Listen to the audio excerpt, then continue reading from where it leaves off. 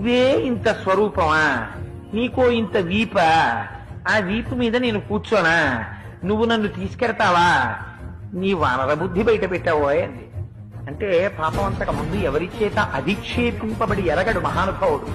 అంత మాట నేసింది అమ్మ నన్ను, ఇదే నా స్వరూపం అనుకుంటోంది, నా స్వరూపం ఏమిటో అమ్మకి చూపించాలనుకున్నాడు. మెరుమందర సంకాశౌ భవౌదీప్తానల ప్రభ అగ్రతవ్యవతేచ సీతాయా వనరోత్తమ.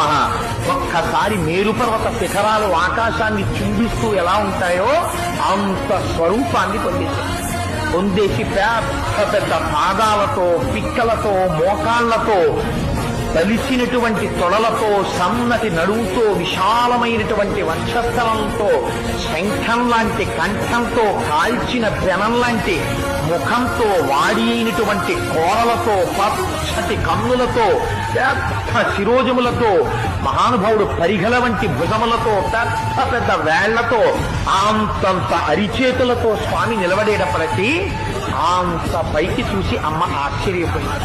నాయనా, నాకు తెలుసయ్యా నువ్వెవరవో, 100 యోజనముల సముద్రాన్ని నీ దర్శన సామర్థ్యమును ప్రకటించి దాటి వచ్చిన రోజునే గుర్తించాను నువ్వెవరో. ఇలా రాగలిగినటువంటి శక్తి ఒక్క గరుత్మంతుడికుంది, నీ తండ్రి వాయుదేవుడికుంది. నాయనా, నాకు తెలిసి నీకుందిరా.